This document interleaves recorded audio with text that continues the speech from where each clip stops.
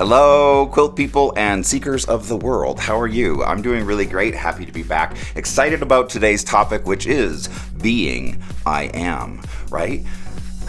The last video we did, we were trying to find I am, right? Because that concept was still super new to me.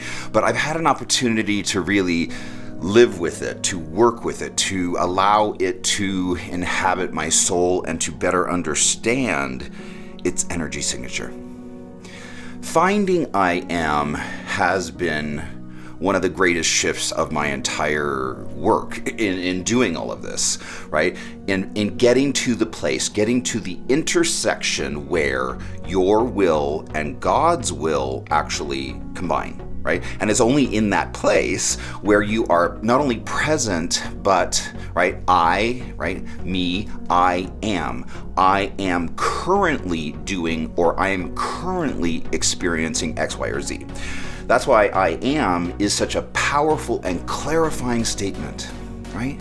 There's nothing else that gets you to the heart of the matter in the way that does. The last couple of weeks have been a little bit interesting. I apologize for missing a video or two. My mom died, and that was in no way a sad event at all. Not for her, not for her children, not for, well, maybe for my sister a little bit, but I'm not sure. Anyhow, I couldn't experience that in a way of sadness, right? When my father passed, I was surprised at the relief that I kind of felt. Like, you don't expect to find relief in mourning, and yet there it was. And that was a bit of a wake-up call for me, right? Why am I experiencing relief in the face of death? And so I had to really look at that and see what that meant to that relationship. When my mother died, I didn't necessarily experience relief in the same way, even though my relationship with my mother and the, karma that we share was much thicker with my mother than it was with my father. My father just never really spoke to me, like, ever. Right? But he also did the same with my other siblings. Like, so I can't take that personally. That's just how he operated in the world. He was not a man who could speak to his children.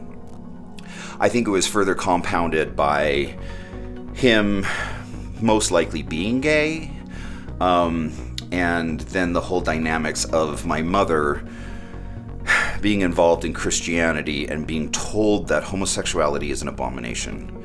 And there she is with a gay husband and a gay son, and her frustration over a world that wouldn't form itself into alignment with how she thought things should be was really the root cause of a lot of her personal angst and frustration, which, like they say, shit rolls downhill. Ooh, stinks in here. Right? But the death of my mother was very different in that I could celebrate it because I could celebrate what was, right? And I could celebrate that she did her best, that I did my best. Yeah, it was completely terrible most of the time. Right? But we all did the best we could. Even her. She was not a person who knew of happiness. She was not a person who knew of joy or kindness or caring. She was not a warm woman. She was not a loving woman. That was just her energy signature. And it was really confusing to me growing up, and it took me a long time to kind of recognize, okay, what is that? And how am I supposed to relate to it? But nothing happens in God's universe by accident. And I was given my mother as a parent for the assistance of her soul, not mine, right? Children are given to the parent for the healing of the parent. Any belief contrary to that will result in massive pain. When we are just spirit, right? Before we come into this very dense plane, when we are just spirit and we're floating around, we're like, oh, wow, and I saw this woman who needed love. and she needed me. And so there I was, right? To be an example to her of what that looks like, to help her on her way.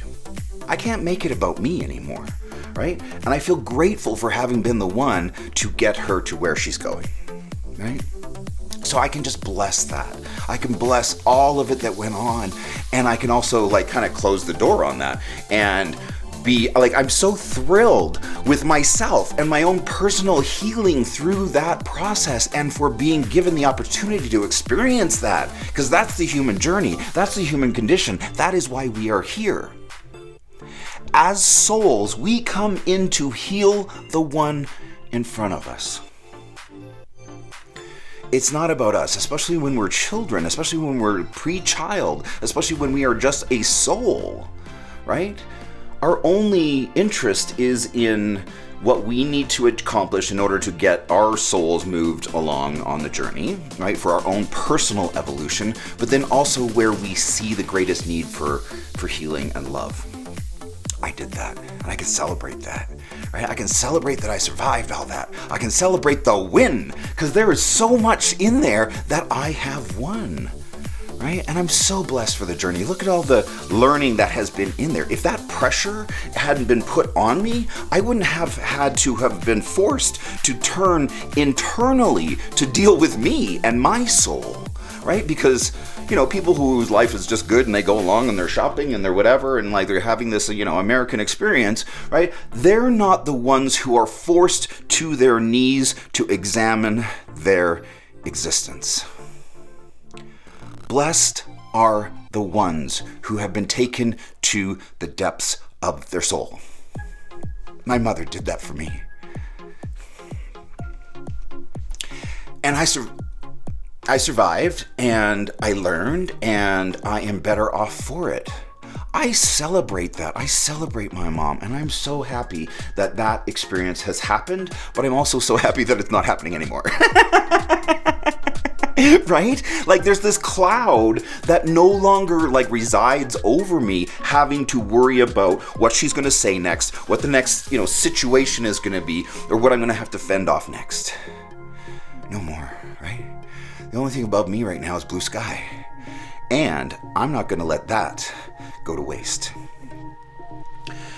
In finding I am, I was able to ground myself. Like the grounding power in I am is unparalleled.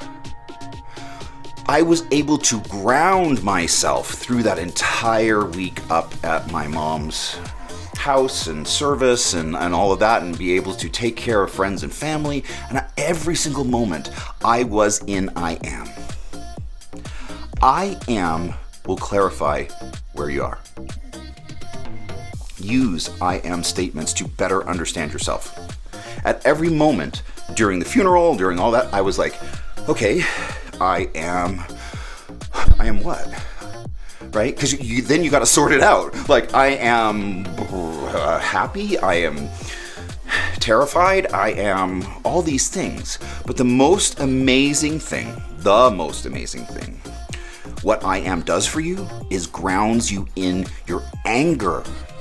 That was so shocking to me. I was like, oh, wow. Because like there's so much energy in anger, right? And we can't be afraid to tap into that, to use it as jet propulsion to move us forward when we need that extra push. I am angry. Use that statement to help yourself clarify to yourself what you're feeling, where your boundaries are, when they've been crossed. And because what it does is it takes out all the judgment, because normally when we're angry, we have a judgment on ourselves for being angry, not a curiosity about what's going on. That right there, that shift in your mind where you go from judgment to curiosity can only be found behind the portal and the lens of I am. When we are in the mind, in ego, we are judging everything that we're looking at, right? and we're having, no, that's not right. Yeah, no, that's not good. That's not good enough. Oh, they shouldn't have done that, right? All these shouldn't have, like, shouldn't be, like, all of that lives in judgment on God's universe. When we do that, we disconnect from God. We're like, yeah, you're not very good. You needs work. Let me handle this, right? And then we try and handle it, and nothing's going according to plan because we are sitting behind the lens of the ego, which does what? It stops our energy. So we're no longer affecting, right, our world around us. We're just cut off from God and angry about what's not going right. Sound familiar? However, when we are able to ground ourselves in I am, right? And we're able to let all the judgment go. Just let it go. Let all the judgment go, right? And abandon thinking. Stop thinking and start being. Stop thinking and start being without thought, without judgment. What happens behind the lens of I am is where curiosity grows. I am what? I am happy, I am angry, I am all these emotions that I can attach to I am. But when the lens of the spirit takes over and replaces the lens of the ego and judgment, right? You're able to go through the world not going, that's not right, but rather, I wonder what that is. I wonder why that's happening in the universe. I wonder what's behind that door or that portal. I wonder what's in here. I wonder what's behind my mother's death. Right? I wonder why this is happening for me, not to me. Why is this happening for me? Why is this happening for me? It's like the perfect game. Do you remember we played the perfect game a long time ago? Many videos ago. And it was the question of, why is this perfect? In everything. No matter what's happening. Someone comes up and shoots your child in front of you? Can you celebrate that? I know I'm pushing. Can you celebrate what's happening in God's world without attaching your own judgment to it, but rather remaining in curiosity as to why that is happening? Why is that happening for your benefit? Are you allowing it to happen for your benefit? Or are you just standing in judgment and going, no, that's not right? Because when we do that, that's not right. Where's the learning? There is no learning. Like, it's just cut off, right? But when you go into curiosity and go, I wonder why that's happening in God's universe for me, for the benefit of me. Why is that happening? To remain in curiosity takes us out of judgment. So where am I? What am I feeling? To be honest, I'm still very much like processing and sorting out everything that's gone on the last few weeks. Because there was a lot of old family friends and relationships and my brother and like all these other things, which in the past have been very tricky and troubling for me. But again, in every moment while I was up from my mother's funeral, I was able to ground myself in I am. And I was able to be present, because that's the thing. When you're fully present, right? When you're fully present, there is no ability to attach to fear or complaint. Where I am in my work right now is continuing to dial into the present moment. When you get hyper present to the moment and then drill down into that moment, right? It's like the record player, right? And the needle comes down onto the record, and right there, that tiny little intersection where the needle hits the record is the present moment. And the record spinning around is just the timeline that we're on, right? And there is a timeline because there is movement, because the universe is expanding, right? And time and movement are always connected. So to drill down into the present moment is such an interesting portal to me, because the possibility where your will meets God's will is where you can begin to direct your future, like where you're going. Truly, you can say and direct your life by your will. I will there be light. I will there be understanding. I will there be love. I will there be change, right? By my example. Because we can't change others. We can't change the world. Gotta abandon any thought of doing that. Any thought of trying to make things better is from the ego. You don't need to make things better. It's perfect. And it's right on time. And it's not up to you to hold the judgment on God's universe and God's plan. That's not a you thing. What is a you thing is you developing yourself, and by example, being the leader who will take us there. That is the only good you can do for the universe. That's it. Right? It's kind of like, I don't know, it's not the fulfillment of, our hopes and dreams, like, oh, I'm going to go out and I'm going to change the world. Nope. You might, because this is a crazy thing. When you work on yourself and you understand that you can't change the world, it's in that space that you change the world. Right? Right? Because we can only lead by example. Your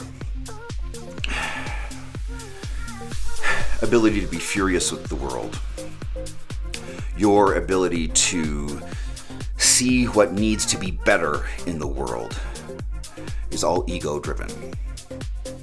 The world is perfect, whether you think so or not. The universe is perfect, whether you think so or not. Now, that doesn't mean that you can't, lead by your personal example. And again, that's how we will change the world. The world isn't changed by your opinion. It's changed by your example and your example only. And we only have one job: to find places where there is no love and bring it there. Like, that's our only job, right? To find lovelessness and to bring love to lovelessness. How do we do that? We've talked a lot about our vibe, about our container, about what's happening within you, right? And the number one thing that I have found that changes the world is when you abandon the ego, adopt the present, get fully present, right? And then resonate with one thing and one thing only. Our only job is to bring understanding. Understanding. Can you resonate with understanding? In front of everyone? It doesn't matter who's before you, that you can stay in that vibration of understanding. That's how we heal the world, is we bring understanding to everyone who needs it, and that we recognize that those who are the worst behaved amongst us are the ones who are in the greatest pain. They're the ones who need help. Get in there. Find out what's going on with them. Don't make them your enemy. No one is your enemy in the unity of love. If you're operating with an enemy, then you are living behind the lens of the ego, right? And your outrage will heal no one. Your outrage will bring more chaos. And that's what we're trying to avoid. My entire mission statement from the very beginning has been to help heal the planet by changing its vibration, right? To bring humans to be into more alignment with Gaia, with all of this that's going on around us. Because what's going on around us is spirit, whether you are dialed into it or not. Operate with understanding. Operate with curiosity. And know that people are watching you. on your personal path, and they're looking to you to lead. Anyways, that's where we are today. I hope that was helpful, and I will see you next time. All right, bye.